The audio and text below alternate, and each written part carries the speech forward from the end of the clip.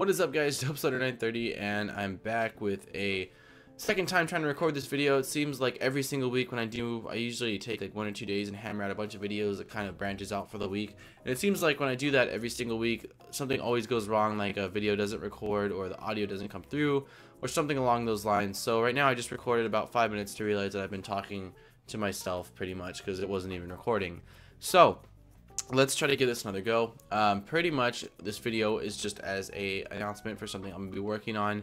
I'll probably have a couple updates as I go along with this project because I'm sure it'll take me some time. But as many of you guys know, if you follow my channel, there's all types of different content on this channel, from tech stuff to modding tutorials to random little mod projects I think of. And if you didn't know, I water cooled an Xbox 360 maybe a year ago, something like that now.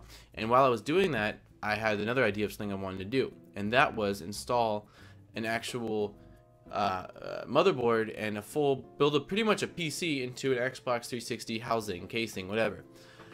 And this has been done before. If you look on YouTube, there's a few people that have kind of something like that, and I'm in the forums. If you look on Google, there's some people that have done it and have talked about it and things like that. So it's not like it's a new idea or anything like that. It's been done. Just like me water cooling, it wasn't anything original. It's been done, but it's something that I've always kind of wanted to do. And the reason why I didn't do it beforehand was because I spent quite a lot of money on that water cooled Xbox 360. I think in parts it was somewhere around $300 or so, and I didn't at that time have extra money to go out and buy a micro ATX micro ITX motherboard and spend money on all the parts and stuff like that. So I scrapped the idea and didn't think of it until 2 days ago again, when I was at the swap meet, which is where I typically go at least once a week, maybe twice, picking up like old retro N64 games and things like that.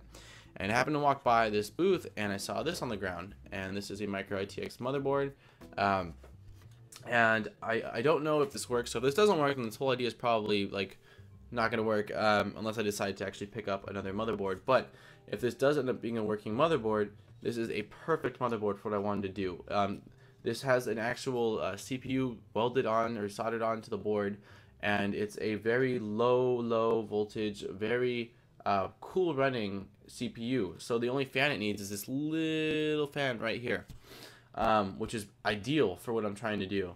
And it's got one slot for RAM. It's got a what else has it got? It's got little. The only thing that kind of sucks is it has IDE cables instead of SATA ports, so I'm gonna have to find an older style disk drive.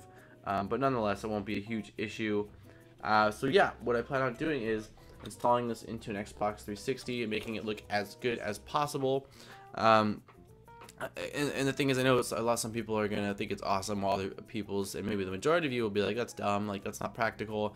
And the thing is, it's not really meant to be practical. I don't necessarily do a lot of things because it's practical or because it necessarily has to have like a crazy use for it. I like doing things sometimes just for the sake of it, the concept of it, the fact that I did this and it's something that I think is cool, and that's primarily what matters.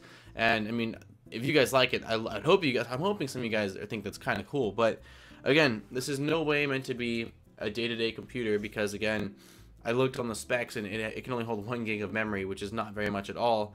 I would imagine the CPU is going to be a single core processor, so it's very outdated, granted.